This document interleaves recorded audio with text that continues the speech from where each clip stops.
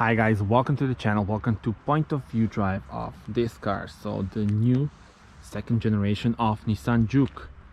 Of course, it's still rocking this funky design, very unusual style of the car, which is always something that the buyers of this car, loved. It was very successful in the first generation, sold in over 1 million examples in Europe, and now it's time for second generation. And let me show you this. So on the front you have a LED lights which are standard, so that's a big plus. And then moving on to this side, I will show you the coupe style of the roof. You also have the 11 options of different colors, as well as different color of the roof, so a lot of combination, a lot of personalization. This is the view you have from rear. Tell me in the comments what do you think about it.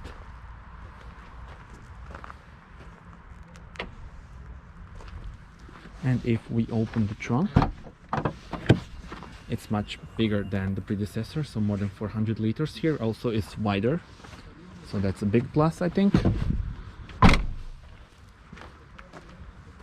Look at these door handles, of course. Here more space at the back.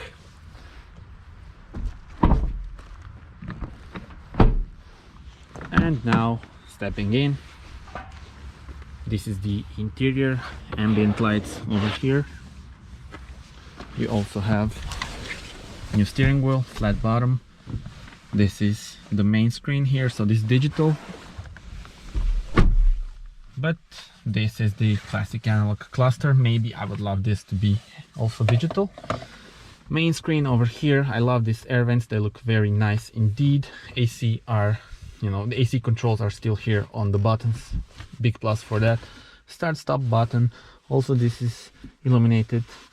You can also see here the illumination. Now this car has 1 liter engine, so the only engine available, with 117 horsepower, and this is the Tekna trim. And now we're gonna take it for a drive.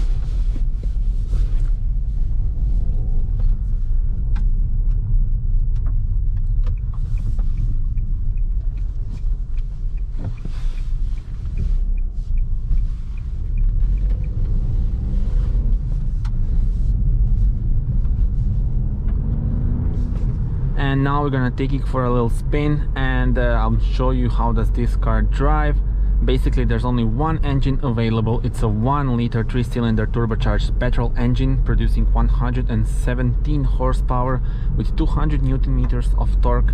So those are some nice figures for small B segment crossover.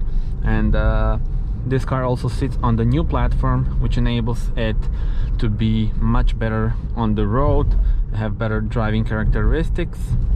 Now speaking of the interior, I do feel very comfortable here. You have a very nice driving position. You feel a bit up on the road.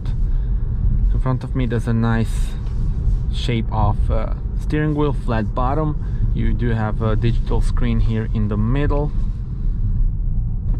and also you have the classic cluster in here.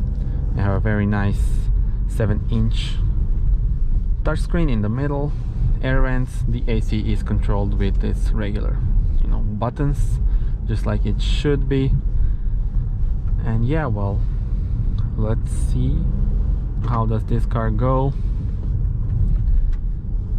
Of course I'm driving here on some small villages, so we're not gonna go too fast, but this car can go from 0 to 100 in a bit more than 10 seconds.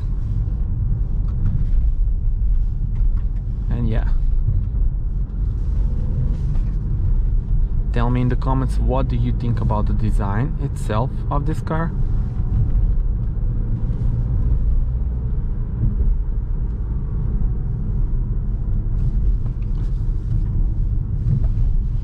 And the handling has really been improved. You can feel it immediately if you compare it to the predecessor.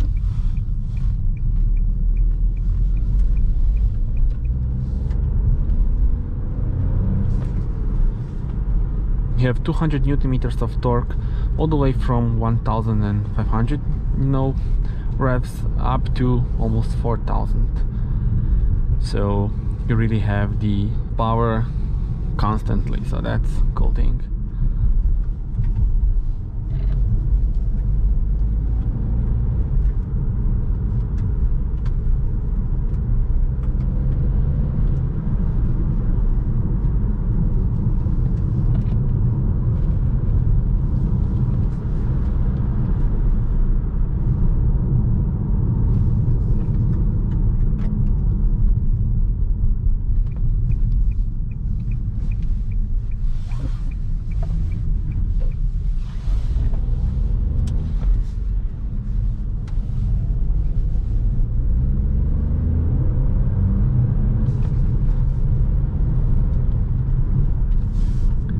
interesting thing is also this D button, which basically means you can control between various driving modes. Right now you see now I'm in the standard mode. I can turn it to eco mode, but now let's go to sport mode. We're now in sport mode, and you have a sharper steering, so steering wheel feels a bit more heavy, and you also have a better throttle response. So I love this sport mode. It reminds me of my Mini Cooper, which also has the eco and sport mode and does the same thing practically. So the thing is, Nissan engineers told us right now on the presentation that the main goal was to give driver and the buyers actually more technology, but yet that fun factor, you know, during the drive. And really, I think they did a good job with that.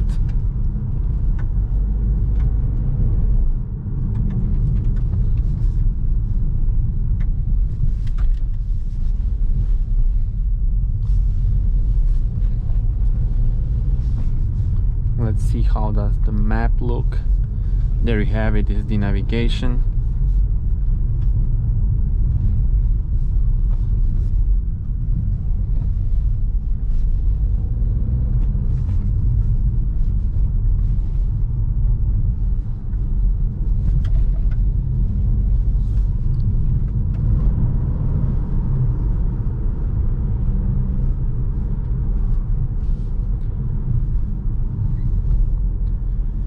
One additional thing that I need to mention is the ProPilot system. Basically we can't use it of course right now, but it is semi-autonomous driving, which means the car accelerates, brakes, and also keeps you in the lane.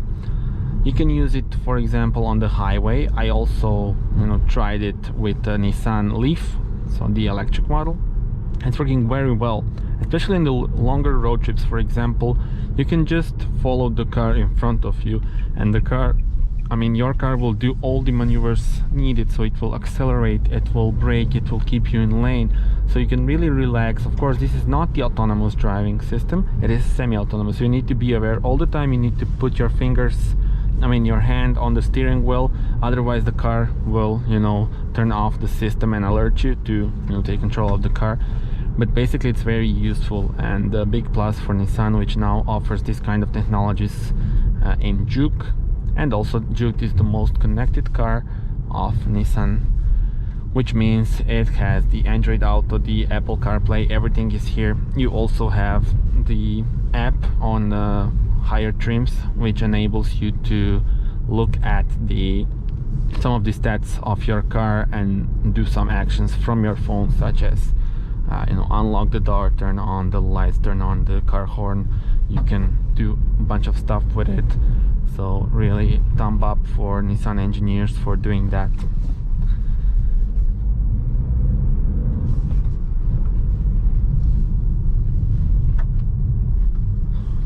Okay guys, so there you have it, the new Nissan Juke point of view drive. Tell me in the comments, what do you think about this car?